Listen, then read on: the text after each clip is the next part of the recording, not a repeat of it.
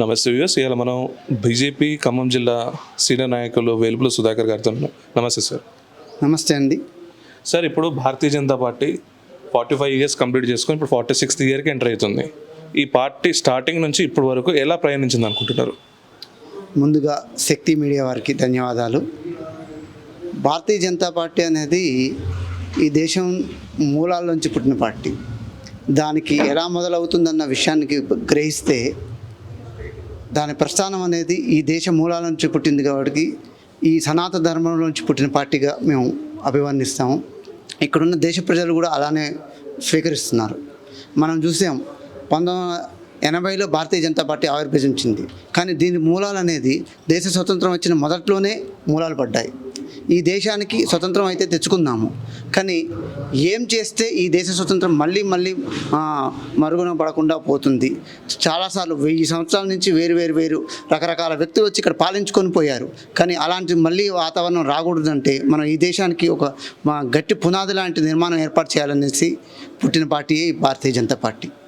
Okay sir, ఇప్పుడు 2 సీట్ల నుంచి టర్మ్స్ అధికారంలో వచ్చింది మోడీ గారి హయాంలో, ఒకసారి వాజ్పేయి గారి హయాంలో వచ్చింది. ఎలా చూస్తారు దీన్ని? మీరు గమనిస్తే వాజ్పేయి గారి టైంలో దేశంలో చాలా అత్యంత అవసరమైన పరిస్థితి అన్నమాట అది. మీరు చూడండి, 1988 కార్గిల్ యుద్ధం జరిగింది. కార్గిల్ యుద్ధం జరిగిన క్రమంలో ఆ రోజు వాజ్పేయి గారు తీసుకున్న నిర్ణయాల వల్ల మనం కార్గిల్ యుద్ధం గెలవగలిగాం. సో అలాంటి పరిస్థితుల్లో చాలా గొప్ప వ్యక్తి, దార్శనికుడు అనమాట వాజ్పేయి గారు. అలాంటి వ్యక్తి ఒక ఓటుతో అవసరం అనుకుంటే, అంటే ఎంత నిజాయితీ పరంటే ఒక ఓటుతో కోల్పోయినా పర్లేదు కానీ మనం అన్యాయంగా ముందుకెళ్ళకూడదని చెప్పేసి ప్రభుత్వాన్ని వదులుకున్న వ్యక్తి. ఓకే సార్, ఇప్పుడు మీరు అన్నారు ఇందాక సనాతన ధర్మం నుంచి వచ్చినాము అనేసి అంటారు. జాతీయవాద హిందుత్వ సిద్ధాంత బీజేపీ పార్టీ అంటారు. మరి ఇప్పుడు సబ్కా సాత్ సబ్కా వికాస్ సబ్కా ప్రయాస్ అంటున్నారు కదా, ఇది ఎంతవరకు గ్రౌండ్ రూట్స్కి వెళ్ళిపోయింది, ఇండియా రూట్స్కి? ఎందుకు కాదంటారు? మీరు చూడండి, ఈరోజు ఎక్కడో ఒకప్పుడు మీరు ఆలోచించండి, ఈ భారతీయ జనతా పార్టీ అంతే అది ఓన్లీ ఉత్తర భారతదేశానికి సంబంధించిన పార్టీగా వర్ణించేవాళ్ళు, లేదా కొన్ని సామాజిక వర్గాలకు పరిధిలో ఉన్న పార్టీగా అభివర్ణించారు. కానీ ఇప్పుడు చూడండి, ఈ మూల సిద్ధాంతాలు ఏంటంటే భారతీయ జనతా పార్టీలో అంత్యోదయం అంటే చివరి వ్యక్తి వరకు కూడా ఈ దేశ ఫలాలు అందాలన్న గొప్ప వ్యక్తులు స్థాపించిన పార్టీ. సో ఈరోజు మనం ప్రతి విషయంలో మనం చివరి వరకు కూడా తీసుకెళ్ళగలుగుతుంది. ఇప్పుడున్న మోడీ గారి పరిపాలనలో మీరు గమనించండి, ప్రతి మారుమూలలో చిన్న వ్యక్తికి కూడా ప్రభుత్వ ఫలాలు అందే పరిస్థితి ఏర్పడింది. ఓకే సార్, ఇప్పుడు సబ్కా సాత్ సబ్కా వికాస్ అనుకుంటున్నాం. నెక్స్ట్ ఇప్పుడు ఉమెన్ ఎంపవర్మెంట్కి ఇప్పుడు నరేంద్ర మోడీ గారి సర్కార్ కానీ అప్పుడు వాజ్పేయి గారి సర్కార్ కానీ ఏం ఇంప్లిమెంట్ చేశారు సార్? మహిళల గురించి 33% బిల్లు పాస్ చేసి ప్రతి దాంట్లో వారికి ముఖ్య గుర్తింపు. ఈరోజు చూడండి, మన దేశాన్ని మొదటి పౌరురాలు మనకి మహిళ.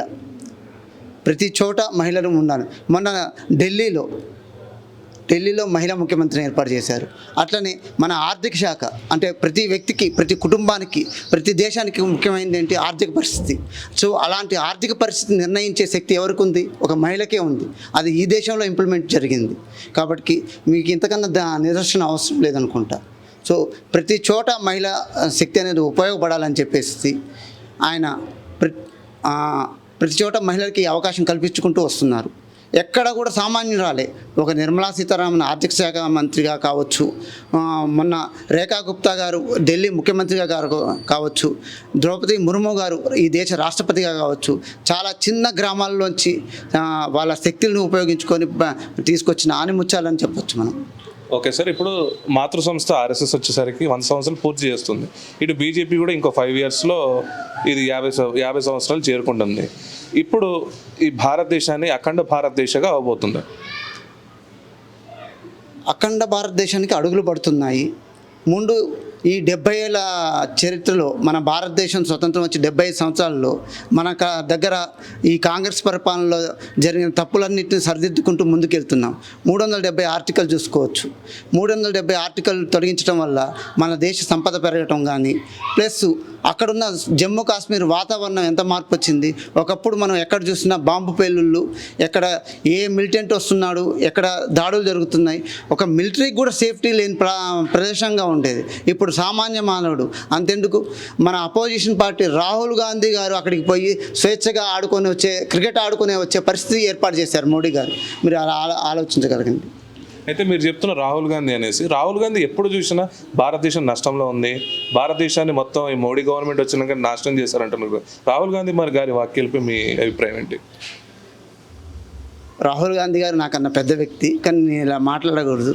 ఆయనకి 50 ఏళ్ళు వచ్చినా ఇంకా 55 ఏళ్ళ వయసు వస్తున్నా కూడా యువనాయకుడు అని చెప్పి వాళ్ళ పార్టీ వాళ్ళు కావచ్చు, వారి అభిమానులు గారు ఇంకా చిన్నపిల్లగాళ్ళనే చూస్తున్నారు. ఆయనకి ఆ చిన్నపిల్లగాళ్ళ చేస్తలు ఇంకా పోలేదు. వారికి ఆ పరిజ్ఞానం లేకపోవటం వల్లనే వాళ్ళు ముందుకెళ్ళలేకపోతున్నారు. ఇంతకన్నా వేరే చెప్పాల్సిన అవసరం లేదు. విదేశాలు వెళ్తారు, మన దేశం గురించి తక్కువగా మాట్లాడతారు. ఎంతైనా కూడా వారికి ఈ దేశం మీద భక్తి కన్నా వాళ్ళ చిన్నపిల్లల చేస్తలు చూడటమే ఎక్కువైపోతుంది. ఓకే, మీరు అనుకున్నట్టు ఇప్పుడు 370 ఆర్టికల్ కానీ, 3CA కానీ, NWA కానీ, ఇప్పుడు మొన్న వఫ్ కానీ ఇవన్నీ బిల్స్ ఇంప్లిమెంట్ చేసుకుంటూ పోతాం. నెక్స్ట్ ఏమి ఉండబోతుంది? What's next to the Indians? మీరు ఏమి ఇస్తారనుకుంటున్నారు? ఏదైనా కూడా మనం రాజ్యాంగాన్ని మనం గౌరవించాలి. రాజ్యాంగపరంగా ముందు చట్టాలు అయితే వాటి ఇంప్లిమెంటేషన్ అనేది సిస్టమేటిక్లో తీసుకొస్తుంది. ఆ ఇంప్లిమెంట్ జరిగినప్పుడు మనం రీసెంట్ ఆర్టికల్ చేసినప్పుడు అందరూ అన్నారు చాలా గొడవలు అయిపోతాయి, వాతావరణం అంత భయానకంగా స్టార్ట్ అయింది. కానీ ఇప్పుడు ఎంత ప్రశాంతంగా ఉంది. ఇంప్లిమెంట్ చేయడంలో ఉంటుంది. ఒక చట్టం చేయడంతో పాటు ఇంప్లిమెంట్ చేయడంలో ఉంటుంది దాని పరిణామం. మీరు వక్ఫ్ బిల్లు సవరణ జరిగిన తర్వాత ఎంతమంది ముస్లిం మహిళలు మోడీ గారికి పాలాభిషేకాలు చేస్తున్నారు. ఎందుకంటే అది సరైన చట్టం కాదు. ఆ చట్ట సవరణ జరిగినప్పుడే దాని ఫలితాలు అనేది అందరికీ చేరుతాయి. దానివల్ల ఈ భారతదేశ ప్రజలకే కాదు, సదరు ముస్లిం సోదరులకు కూడా చాలా నష్టం జరుగుతుంది అన్న కాన్సెప్ట్తో పెద్దలందరూ కూర్చొని దీంట్లో ఈ సవరణ ఎక్కడ బిల్లు తొలగించలేదు, సవరణలు మాత్రమే చేశారు. ఈ దేశానికి కావచ్చు, ఇక్కడ ఉన్న పేదవారికి కావచ్చు, ఇక్కడ ఉన్న ముస్లింలకు కావచ్చు, ఎటువంటి హాని జరగకుండా చాలా చక్కగా సవరణ చేసి ముందుకు తీసుకెళ్లారు. అందుకే ఈరోజు కొద్దిమంది స్వలాభ పరులు మాత్రము, ఈ సపోర్ట్ చేయని అపోజిషన్ పార్టీ వాళ్ళు మాత్రమే దీని మీద నిరసన తెలియజేస్తున్నారు. కానీ మిగతా వాళ్ళందరూ ముస్లిం సోదరులు కూడా, సోదరీమణులు కూడా ఈరోజు మోడీ గారికి పాలాభిషేకాలు చేస్తున్నారు. ఓకే సార్, ఇద్దరు ఎంపీలు గెలిచారు. ఒకటి మన తెలంగాణ నుంచి, ఒకళ్ళు అది వరంగల్ నుంచి, ఒకళ్ళు AK పటేల్ గారు అని చెప్పేసి గుజరాత్ నుంచి ఎదురు గెలిచారు. మీరు గమనించండి, ఇద్దరితో స్టార్ట్ అయిన ప్రయాణము 303కి చేరింది. ఆ తర్వాత కొన్ని పరిస్థితుల వల్ల, కొన్ని అసాంఘిక శక్తులు దుష్ప్రచారం వల్ల కొద్ది శాతం తగ్గింది. కానీ దేశం మొత్తాన్ని ఏకతిగా తీసుకొచ్చి సమృద్ధిగా ముందుకు తీసుకెళ్లే విధంలో మోడీ గారి వెంటే నడుస్తున్నది. ఓకే, ఇప్పుడు తెలంగాణ రాష్ట్రంలో ఫామ్ అయ్యే ఛాన్స్ ఉంది. బీజేపీ ఫస్ట్ ఎంపీ దక్షిణ భారత్ నుంచి మన తెలంగాణ నుంచే ఉంది కదా. నెక్స్ట్ రాబోయే ఎలక్షన్స్లో తెలంగాణలో ఇక్కడ బీజేపీ జెండా పాతన ఉందా? తప్పకుండా పాడుతుంది. మీకు 8 మంది ఎంపీలు అంటే ఈ రాష్ట్రం పాలిస్తున్న కాంగ్రెస్ పార్టీ 63 ఎమ్మెల్యేలు గెలిచిన పార్టీ కేవలం 8 ఎంపీలతోనే ఆగిపోయింది. బీజేపీకి 8 మంది ఎమ్మెల్యేలే ఉన్నారు. మీరు చూడండి, 8 మంది ఎంపీలు గెలిచారు అంటే సుమారు 60 సీట్ల, అంటే 6 నెలల జర్నీలో 8 మంది ఎంపీలని భారతీయ జనతా పార్టీకి ఈ రాష్ట్రం ఇచ్చింది. అంటే మీరు ఆలోచించండి, సగం రాష్ట్రము బీజేపీ వెనకాల నడుస్తుంది. ఈరోజు చూసుకుంటే రేపు జరగబోయే స్థానిక సంస్థల్లో ఎక్కడ బీజేపీ పూర్తి బాగా వేస్తుందో అని వెనకడుగు వేస్తున్నారు ఈ రాష్ట్ర ముఖ్యమంత్రి వారు.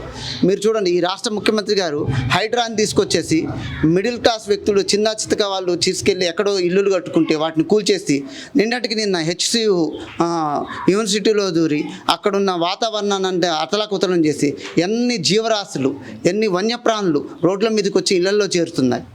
ఇలాంటి దుర్మార్గమైన పాలన ఎప్పుడు అరికట్టాలని చెప్పేసి ప్రజలు వెయిట్ చేస్తున్నారు.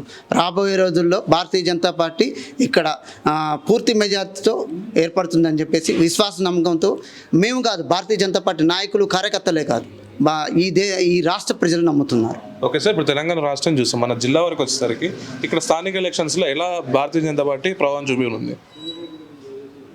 40 ఏళ్ళ చరిత్రలో 2021లో ఒక కార్పొరేటర్గా గెలిచాడు. ఇక్కడ ఒక వ్యక్తి సాధారణ కుటుంబం నుంచి వచ్చాడు. 20 ఏళ్ళ ఆయన ప్రస్థానంలో ఒక కార్పొరేషన్ గెలగలేము. సో కొన్ని పరిస్థితుల వల్ల ఆ రోజు కొన్ని డివిజన్లు దగ్గర దాకా వచ్చి ఓడిపోయాయి. మీరు అప్పుడు పరిస్థితుల్లో చూసుకుంటే 2021లో సుమారు 11,000 ఓట్లు సాధించాం. దాని ప్రస్థానం మొన్న ఈ ఖమ్మం వరకు వచ్చేసేసి 32,000 ఓట్లకు చేరింది. అదే 25,000 ఓట్లలో ఉన్న 2019 ఎంపీ ఓట్లు ఇప్పుడు 120,000కి చేరింది. అంటే ఇక్కడ ఖమ్మం జిల్లా ప్రజలు కూడా సంపూర్ణంగా కూడా భారతీయ జనతా పార్టీ వైపు మొగ్గు చూపుతున్నారు. ఎంతకన్నా గొప్ప దృష్టి అక్కర్లేదు. రేపు రాబోయే స్థానిక ఎలక్షన్స్లో కూడా మేము సుమారు 100 నుంచి 150 మంది గ్రామ పంచాయతీలు కావచ్చు, కార్పొరేషన్లు కావచ్చు గెలవడానికి సిద్ధంగా మా రంగం సిద్ధం చేసుకొని ఉన్నాం. మీరు కూడా పోటీ చేస్తున్నారు కదా కార్పొరేషన్ ఎలక్షన్స్లో, ఈసారి ఎలా టఫ్ ఫైట్ ఇవ్వబోతున్నారు? మేము డివిజన్ వారీగా ఆల్రెడీ మేము ప్లాన్ చేసుకున్నాము. మా రాష్ట్ర పార్టీ, జాతీయ పార్టీ నుంచి సూచనలు వస్తున్నాయి. ఆ సూచనల ప్రకారం ఇక్కడ ఎవరైతే లబ్ధిదారులు, కేంద్ర ప్రభుత్వ లబ్ధిదారులు ఉన్నారో వాళ్ళందరినీ కలుస్తున్నాము.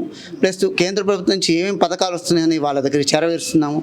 మీరు నిన్న చూడండి, రేషన్ షాప్ బియ్యం మోడీ గారు ప్రతి వ్యక్తికి 5 కేజీలు బియ్యం ఇస్తుంటే రాష్ట్ర ప్రభుత్వం నుంచి 1 కేజీ మాత్రమే ఉంటుంది. సో వీటిని కనుమర్చడం కోసం ఇక్కడ రాష్ట్ర ప్రభుత్వం ఏం చేస్తుందంటే వారి ఫోటోల వరకే పెడుతున్నారు. మేము అందరినీ తిరుగుతున్నాం, ప్రతి గవర్నమెంట్ ఆఫీస్లో తిరుగుతున్నాం. కేంద్ర ప్రభుత్వం నుంచి ఏమేమి నిధులు వస్తున్నాయి, ఎలా వస్తున్నాయని ప్రజల వరకు తీసుకెళ్తున్నాము. మన కలెక్టర్ గారిని కలిసి మా నూతన జిల్లా అధ్యక్షుడు అయిన తర్వాత అధ్యక్షుల వారు నెల్లూరు కోటేశ్వరరావు గారి ఆధ్వర్యంలో కలెక్టర్ గారిని కలిసి ప్రతి రేషన్ షాపులో కూడా మోడీ గారి ఫోటో ఉండాల్సిందే కంపల్సరీ. కేంద్ర ప్రభుత్వం వాటా అంటే అనేది ప్రతి ప్రజలకు తెలియజేయాల్సిందే కాబట్టి అని చెప్పేసి వారికి రిప్రజెంటేటివ్ లెటర్ ఇచ్చాము. కలెక్టర్ గారు కూడా మంచిగా స్పందించారు. వారు కూడా ప్రతి చోట మేము ఏర్పాటు చేయిస్తాం, మేము చట్టాన్ని గౌరవిస్తామని చెప్పేసి వారు చెప్పారు.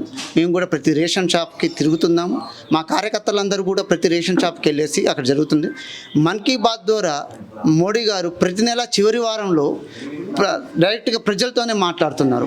విద్యార్థులతో కావచ్చు, యువకులతో కావచ్చు, యువకులతో కావచ్చు, మహిళలతో కావచ్చు, డైరెక్ట్ ఇంటరాక్షన్లో ఉన్నారు. సో సోషల్ మీడియా అనే వాహకం ద్వారా ప్రతి వ్యక్తిని మేము దగ్గరగా రీచ్ అవుతున్నాం. ఓకే అండి, థ్యాంక్ యూ. ధన్యవాదాలు.